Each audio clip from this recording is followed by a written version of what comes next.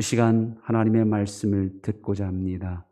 듣는 대로 깨닫게 하시고 깨닫는 대로 그 말씀에 순종하는 삶을 살게 하셔서 말씀이 우리의 삶의 능력이 되고 복이 되고 생명이 되게 하여 주옵소서. 예수님의 이름으로 기도하옵나이다. 아멘. 이 시간 하나님께서 우리에게 주시는 말씀은 신약성경 315쪽 에베소서 6장 1절로 3절 말씀입니다. 에베소서 6장 1절로 3절 말씀을 같이 봉독하겠습니다. 시작. 자녀들아, 주 안에서 너희 부모에게 순종하라. 이것이 옳으니라. 네 아버지와 어머니를 공경하라. 이것은 약속이 있는 첫 계명이니 이로써 네가 잘되고 땅에서 장수하리라. 아멘. 5가지 아버지의 유형이 있다고 합니다. 첫째는 엄마형 아버지가 있답니다. 어머니가 해온 집안일들을 아버지가 또한 다 해야 된다는 것을 아버지 역할로 인식하는 그런 아버지라는 거죠. 둘째는 돈 지갑형 아버지가 있답니다. 이런 사람은 나의 아버지됨을 재정적인 면에서만 책임지면 된다 하고 인식하는 그런 경우랍니다. 세 번째는 방관자형 아버지가 있다고 합니다. 권위는 있지만 허세를 부리면서 자녀에 관하여 실질적으로는 무관심한 그런 경우의 아버지를 말합니다. 넷째는 건축가형 아버지가 있답니다. 이것은 자기 자녀를 자신의 어린 시절과 똑같은 아이가 되도록 키우는 일을 아버지로서 해야 할 일이다고 믿는 그런 경우라고 합니다. 그리고 5째는 농부형 아버지가 있답니다. 자녀들이 잘 자라도록 물을 주고 영양분을 주고 잘 보살피면서 잡초를 제거해주는 이런 사명을 수행하는 경우. 말할 것도 없이 5가지 유형 중에 농부형 아버지가 훌륭한 자식을 양육할 수 있다라고 그렇게 말할 수 있습니다. 성경은 하나님을 아버지라고 표현하죠. 아버지인데 어떤 아버지입니까? 하늘에 계신 너희 아버지께서 좋은 것을 주시지 않겠느냐. 하늘에 계신 아버지랍니다. 하늘에 계신다는 것은 모든 것을 초월하는 능력자 아버지라는 거예요. 그리고 좋은 것 주시는 아버지. 자, 그러니까 우리 하나님은 객관적으로는 전능하시고 거룩하신 분이고 누구도 가까이 가지 못할 빛에 거하시는 크신 하나님입니다. 그러나 자녀들을 향해서는 정말 좋으신 아버지, 좋은 것 주시는 아버지, 복과 은혜를 주시는 아버지, 온갖 좋은 은사와 선물을 주시는 아버지, 인자하심과 사랑이 회전하는 그림자도 없을 만큼 전혀 변함이 없으신 그런 아버지라는 거죠. 그런데 여기서 중요한 사실을 잊지 말아야 합니다. 그것은 그렇게 능력이 많으시고 좋으신 아버지지만 나의 아버지가 아니라면 소용이 없다는 거죠. 이 하나님이 나의 아버지가 되어야 나에게 복도 주시고 은혜도 주시고 좋은 거 주시는 아버지가 되신다는 사실입니다. 남의 아버지 아무리 좋으면 뭐하고 아무리 부자면 뭐합니까? 나하고 상관없는 아버지라면 그가 가지고 있는 것도 나하고는 상관이 없는 겁니다. 하나님 것이 내 것이 되려면 무엇보다 하나님이 나의 아버지가 되어야 합니다. 하나님과 내가 아버지와 자녀의 관계를 맺어야 합니다. 그래야 하나님의 모든 좋은 것, 은혜, 축복, 하나님 나라 이 모든 것도 내 것이 되는 거죠. 자, 그러면 무엇이 하나님과 나를 아버지와 자녀의 관계를 맺게 해주십니까? 예수님 직접 말씀하시죠. 영접하는 자 곧 그 이름을 믿는 자들에게는 하나님의 자녀가 되는 권세를 주셨으니 그런 점에서 하나님과 나를 아버지와 자녀의 관계를 맺게 해주는 이 믿음이 가장 큰 복이다. 이렇게 말할 수 있는 거죠. 이런 이야기가 있습니다. 어떤 시골 사람이 큰 도시에 있는 아파트 모델하우스를 구경하게 되었는데 뭐 다 그냥 신기했지만 가장 신기한 것은 집안에 설치되어 있는 수도꼭지 들면 물이 시원하게 쏟아지는 것이었어요. 왜냐하면 자기 집에는 수도도 없고 아직도 동네 우물에 가서 우물을 길어다가 사용했기 때문이에요. 그래서 사람 속으로 생각했답니다. 그래, 바로 이거다. 우리도 이런 집을 짓고 저 수도꼭지를 설치하면 더 이상 힘들게 멀리 떨어진 우물에 가서 물을 길어오지도 않겠다. 그래서 모델하우스를 건축할 사람들을 데려다가 자기 집 공터에 모델하우스를 짓게 했고 수도꼭지도 달았습니다. 다 짓고 난 후에 동네 사람들 초청해 자랑하고 싶었습니다. 동네 사람들 앞에서 자신 있게 말합니다. 이제 나는 물 걱정 안 해도 됩니다. 왜냐하면 이것만 틀면 물이 나오기 때문입니다. 그리고 수도꼭지를 틀었습니다. 그런데 웬걸 물은 나오지 않았어요. 왜냐하면 꼭지만 달았지 그 수도꼭지가 상수원과 연결되지 않았기 때문입니다. 이 동네는 상수원 자체가 없었기에 그것은 불가능한 일이었던 거죠. 분명 우리 하나님은 복의 근원이십니다. 복 주기를 원하십니다. 그렇다면 우리 하나님께서는 어떻게 복을 주시는가? 그냥 원칙도 없이 애따 복을 받아라 마구 던져주시는 분이 아니에요. 하나님은 얼마나 철저하신 분입니까? 당신이 세워놓으신 질서를 따라 모든 것을 실행하시는 분이에요. 하나님은 어떤 사람을 만나주십니까? 인간을 만나주시기 위해서 하나님이 세우신 약속이 뭐예요? 너희가 나를 찾고 찾으면 나를 만나리라. 찾는 사람을 만나주십니다. 우리가 하나님을 찾는 것, 그것이 우리가 하나님을 만날 수 있는 원리입니다. 그리고 하나님은 어떤 사람에 응답하신다고 그러십니까? 네가 부를 때 내가 응답하겠고 네가 부릴 때 내가 여기 있다 하리라. 구하라 그리하면 주실 것이고 찾으라 그리하면 찾아낼 것이요 문을 두드리라 그리하면 너희에게 열릴 것이니라.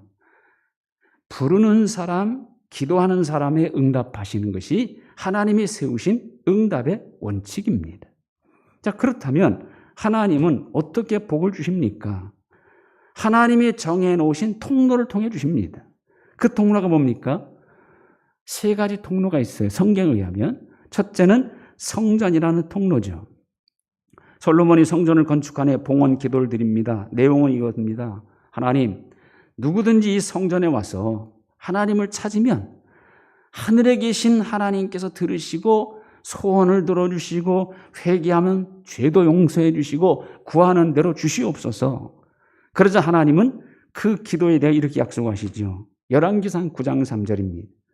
여호와께서 그에게 이르시되 네 기도와 내가 내 앞에서 간구한 바를 내가 들었은즉 나는 네가 건축한 이 성전을 거룩하게 구별하여 내 이름을 영원히 그곳에 두며 내 눈길과 내 마음이 항상 거기 있으리라. 그렇습니다. 성전은 하나님이 거룩하게 구별한 곳이요 하나님의 눈길과 마음 있는 곳입니다. 그래서 성전에 나올수록 우리는 하나님과 친해질 수 있고 거룩해질 수 있는 겁니다. 하나님이 구별하신 성전이야말로 하나님을 만날 수 있는 통로요 하나님으로부터 좋은 것을 받을 수 있는 통로입니다. 그래서 시편 84편 기자는 주의 집에 사는 자들이 복이 있도다 라고 말씀합니다. 지금은 코로나로 인하여 마음대로 나오고 싶어 나오지 못하는 그런 상황에 있기 때문에 우리 개별적으로 따로 시간과 장소를 구별하여 하나님과 1:1로 만나는 그런 시간과 장소를 가져야 됩니다. 그런 곳이 바로 성전이 될 수 있기 때문이죠. 두 번째는 제사장이라는 통로를 통해 하나님 복을 주십니다. 민수기 6장 22절에서 하나님은 모세에게 이렇게 말씀하시죠. 아론과 그의 아들들에게 이렇게 말하라. 너희는 이스라엘 자손을 위하여 이렇게 축복하라.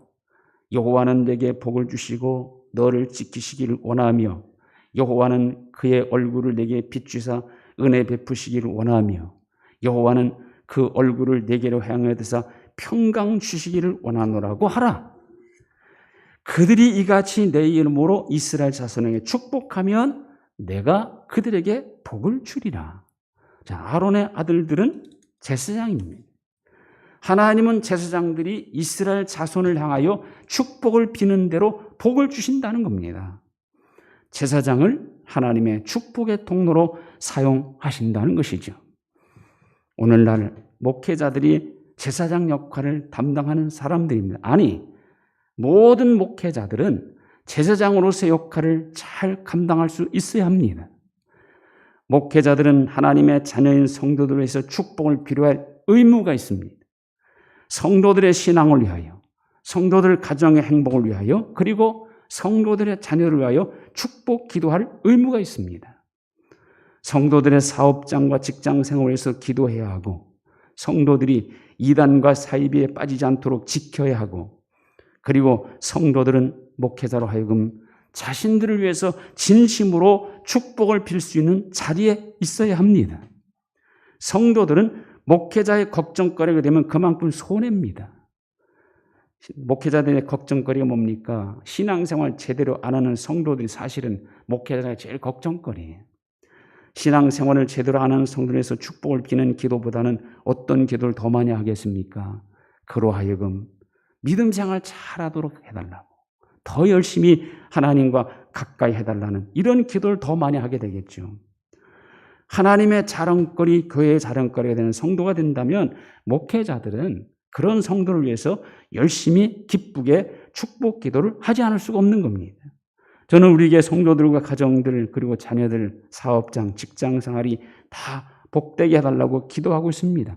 그것이 예비교회 목사인 제가 마땅히 해야 할 일이기 때문이죠. 만약에 이것을 제가 제대로 하지 않고 있다면 저는 세상 말로 직무태만이고 무책임한 목사가 되는 거죠. 제가 여러분들에게 드리고 있는 축복의 기도가 정작 여러분의 것이 되게 하는 것은 여러분에게 달려 있습니다.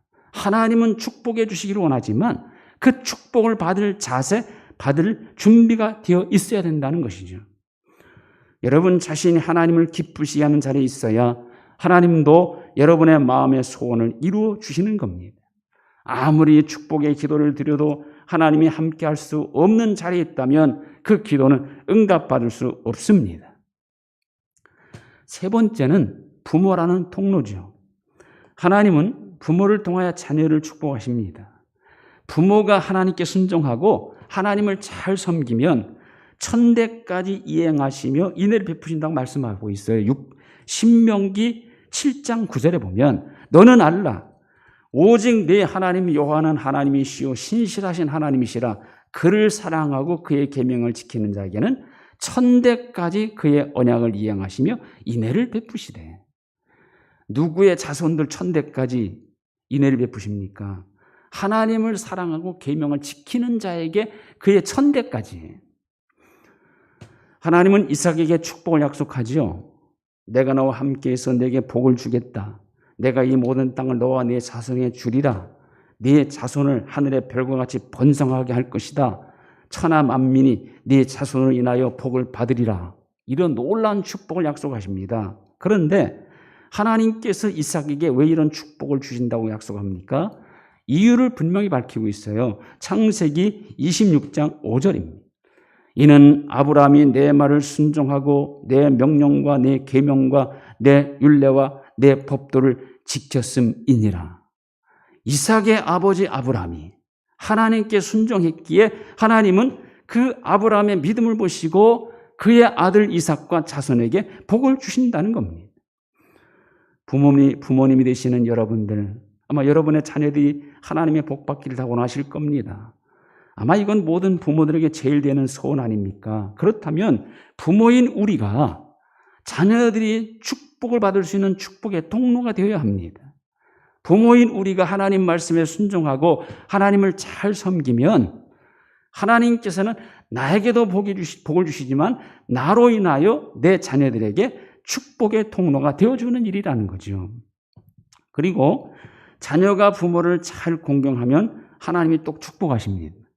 부모가 하나님을 잘 섬기면 그것 때문에 자녀들에게 복을 주시고 자녀가 부모를 잘 섬기면 그것 때문에 자녀를 축복하시는 것. 이게 바로 하나님의 축복의 방법이에요. 그래서 부모를 공경하라.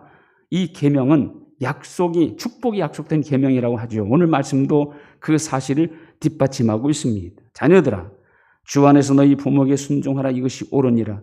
네 아버지와 어머니를 공경하라. 이것은 약속 있는 첫 계명이니 이렇게 말하죠.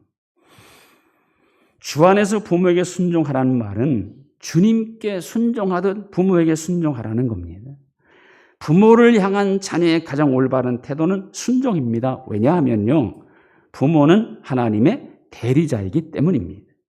그래서 하나님께 순종하듯 부모에게 순종해야 한다는 거죠. 자, 우리가 부모를 공경해야 할, 효도해야 할 이유가 몇 가지가 있어요. 첫째는 그것이 계명 곧 하나님의 명령이기 때문이죠. 계명은 선택적인 게 아니에요. 필수적인 것이고 반드시 지켜야 할 것이 계명입니다. 두 번째는 모든 자녀는 부모의 은혜로 태어났고 자랐고 살 수 있게 되었기 때문이에요. 그러니까 우리가 인간 노릇하며 살 수 있는 것이 사실은 부모의 은혜잖아요. 평생 은혜를 받았기에 이 부모를 공경하는 것은 당연한 의무입니다. 부모는 하나님의 창조권을 위탁받아서 자녀를 생산했고 하나님의 양육권을 위탁받아서 자녀를 양육한 거예요. 그래서 하나님은 이 땅의 모든 자녀들을 위해서 부모를 대지자로 세워주신 겁니다. 그리고 세 번째는 왜 우리가 효도해야 합니까? 자녀인 내가 복받는 일이기 때문이죠. 오늘 3절, 이로써 내가 잘되고 땅에서 장수하리라. 부모를 공경하는 만큼 자녀인 내가 잘되게 하신다는 거예요. 누가요? 부모를 보내주신 하나님이. 결국 부모에게 하는 것은 곧 하나님께 하는 것과 마찬가지입니다. 부모의 마음을 아프게 하고 슬프게 하고 부모를 무시하는 자녀들요, 절대로 잘 될 수 없습니다. 하나님이 그렇게 두지 않으세요. 왜? 하나님이 세우신 질서입니다. 여러분, 잠언에 보면 이런 교훈이 있어요. 자기 아비나 어미를 저주하는 자는 그의 등불이 흑암 중에 꺼짐을 당하리라. 아비를 조롱하며 어미 순종하기를 싫어하는 자의 눈은 골짜기 까마귀에 쪼이고 독수리 새끼에게 먹히리라. 하나님은 반드시 행한 대로 보응하십니다. 특히 부모에게 행한 것은 곧 하나님께 행한 것과 똑같이 보응하시는 거예요. 어떤 사람을 향해서 저 사람은 철이 들었다 이렇게 말할 때 그 증거가 뭡니까? 아마 가장 먼저 자기 부모의 마음을 헤아릴 줄 알고 부모를 위할 줄을 알게 될 때, 저 사람이 이제 철이 들었다 이렇게 말할 겁니다. 아직 철이 덜 든 사람은요, 자기만 압니다. 부모의 입장, 부모의 마음은 전혀 생각하지 않고 뭐든 달라고만 하지요. 어린아이일수록 그렇지 않습니까? 아무리 나이가 많아도 자기만 알고 부모의 마음을 헤아릴 줄 모른다면 그는 아직 철이 덜 든 사람이에요. 하나님 아버지와의 관계도 마찬가지입니다. 성숙한 신앙인, 철든 신앙인은 하나님의 뜻을 먼저 헤아리고 하나님을 기쁘시게 하기 위해 사는 사람이에요. 우리에게는 하나님 아버지가 계십니다. 하나님의 자녀로서 하나님을 기쁘시게 하는 것이 우리의 사명입니다. 우리가 그렇게 살면 하나님은 우리 마음의 소원을 이루어 주십니다. 또 우리에게는 부모님이 계시고 또 우리들 자신이 부모입니다. 자녀로서 부모님께 효도하고 또 부모로서 우리 자녀들에게 축복의 통로가 되어야 합니다. 오늘 어버이 주일을 맞아 다시 한번 생각해 볼 수 있기를 바랍니다. 나는 마땅히 부모에게 효도하는 자녀인가? 나는 하나님의 축복의 통로 역할을 잘하고 있는가?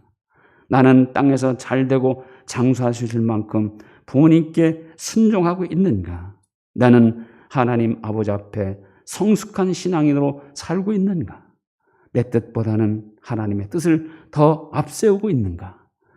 이런 여러 가지 많은 질문 앞에서 나는 과연 그렇다라고 대답할 수 있는 부모가 되시고 자녀가 되시기를, 그리고 하나님의 자녀가 되시기를 주님의 이름으로 축원드립니다. 하나님 감사합니다. 부모에게 순종하는 것이 곧 하나님께 순종하는 길이요. 당연히 우리는 부모에게 순종하고 하나님을 경외하는 믿음으로 살아야 한다는 것을 오늘 말씀을 통하여 깨우쳐 주시니 감사합니다. 자녀로서 부모를 잘 공경하고 하나님을 잘 섬기며 또 부모로서 자녀들에게 축복의 통로 역할을 잘 감당하는 우리 모두가 되게 하여 주옵소서. 예수님의 이름으로 기도하옵나이다. 아멘. 찬송 497장 1절 드리겠습니다.